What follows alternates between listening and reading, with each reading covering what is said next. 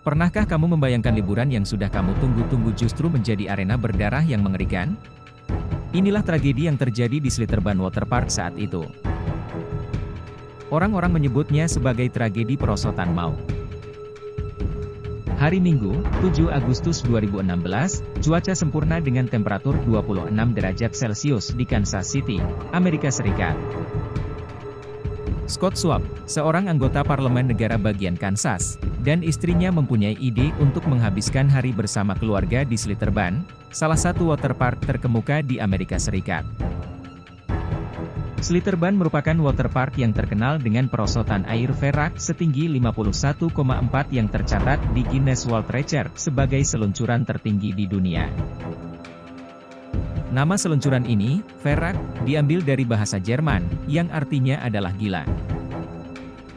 Untuk menikmati wahana ini, pengguna harus naik setinggi 17 lantai sebelum meluncur dengan kecepatan hingga 80 km per jam. Selain perosotan, waterpark Slitterban juga menyediakan berbagai hiburan menyenangkan lain untuk anak-anak maupun orang tua yang bosan menunggu. Harga untuk masuk ke tempat wisata ini relatif cukup mahal, yaitu $45 untuk dewasa dan $35 untuk anak-anak. Maka, saat keluarga Schwab berkesempatan untuk mengunjungi tempat wisata ini, anak-anak begitu sangat antusias. Tentang perosotan ferak. Perosotan ferak diresmikan pada 2014 setelah sebelumnya ditunda pembukaannya sebanyak 3 kali untuk memastikan keselamatannya. Perosotan ini sendiri merupakan buah karya Jeff Henry, seorang desainer wahana air yang ternama. Jeff selalu ingin berinovasi dengan menciptakan wahana yang menantang. Dan baginya, ferak adalah puncak kebanggaan. Di hari pembukaan, review untuk ferak benar-benar membuat Jeff merasa di atas awan. Semuanya berkata bahwa mereka seperti diluncurkan ke langit. Meski terasa menyeramkan, para pengunjung mengakui ferak merupakan wahana yang wajib dicoba untuk mereka yang suka memacu adrenalin. Untuk naik perosotan ferak, satu perahu akan diisi dengan 3 penumpang yang masing-masing harus mempunyai tinggi badan minimal 137 cm dan maksimal berat badan total 250 kg. Perahu ini nantinya akan terjun setinggi 17 lantai, lalu melesat naik ke tanjakan dengan tinggi setara 5 lantai. Setelahnya, perahu akan kembali menuruni turunan curam terakhir sebelum berhenti di lintasan penuh air. Kecelakaan mengerikan. Anak Scott, Caleb Thomas Schwab, yang berusia 10 tahun, adalah salah satu dari orang-orang yang merasa wajib mencoba perosotan fantastis itu. Dengan tinggi 149 cm dan berat 34 kg, ia memenuhi syarat untuk naik. Dengan penuh antusias, ia memanjat anak tangga sejumlah 264 buah. Saat tiba di atas, Caleb duduk di barisan perahu paling depan. Ia akan meluncur bersama dengan 2 wanita, kakak adik berusia 32 dan 25 tahun bernama Hannah Barnes dan Metraka Betts. Wanita yang duduk di tengah mempunyai berat 125 kg dan yang paling belakang mempunyai berat badan 89 kg. Suasana di atas terasa begitu hening. Suara keramaian waterpark terasa bagai hembusan angin dan celotehan orang-orang hanya terdengar samar. Perahu pun akhirnya meluncur dari ketinggian setara gedung 17 lantai. Adrenalin terasa semakin memuncak saat terdengar teriakan keseruan dari Caleb dan 2 wanita di belakangnya. Seharusnya, kesenangan mereka akan terasa singkat karena satu perahu rata-rata akan tiba di landasan terakhir hanya dalam waktu 18 detik. Namun, malapetaka terjadi. Ketika perahu mencapai tanjakan kedua setinggi 16,5 meter, alih-alih tetap berada di jalur fiberglass seluncuran, perahu justru terpelanting ke langit. Rupanya Caleb terpental dari perahunya dan kepalanya menghantam besi rangka jaring yang dipasang di atas perosotan. Darah terciprat ke berbagai sudut perahu dan perosotan.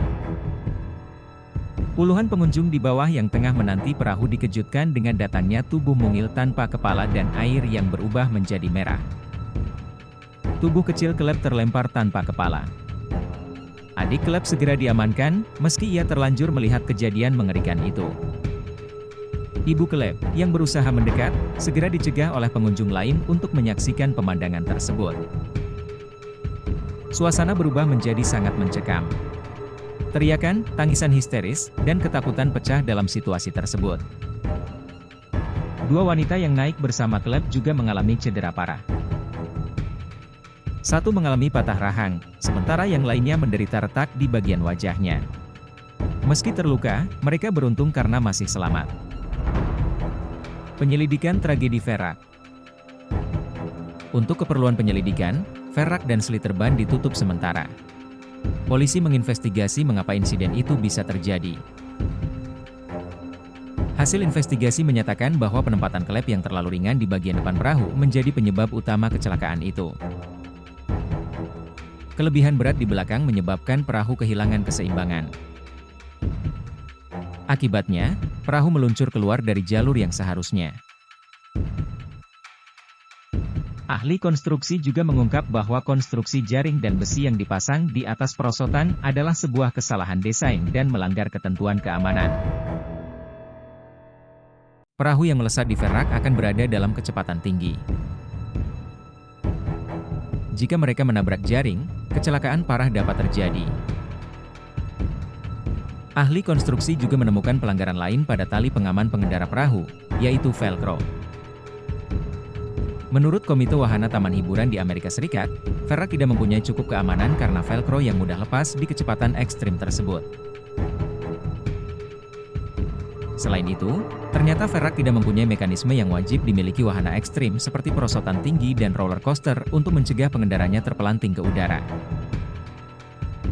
Dalam kasus ini, sang desainer Perak, Jeff, merupakan salah satu sosok yang dituntut.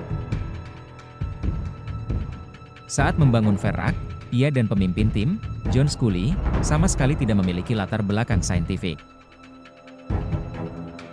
Keduanya bahkan menentukan berat dan tinggi badan maksimum dan minimum murni lewat percobaan.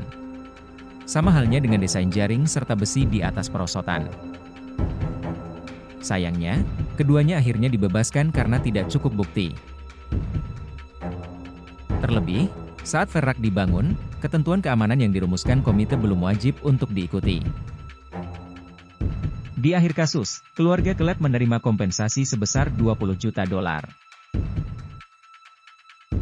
Sementara itu, perosotan setinggi 51,4 meter ini akhirnya dirobohkan dan ditutup secara permanen usai penyelidikan selesai dilakukan. Kebijakan ini adalah langkah yang menurut kami tepat pasca tragedi tersebut terjadi, ungkap pengelola taman hiburan ini. Bagaimana pendapat Sobat Panda Review tentang kasus ini?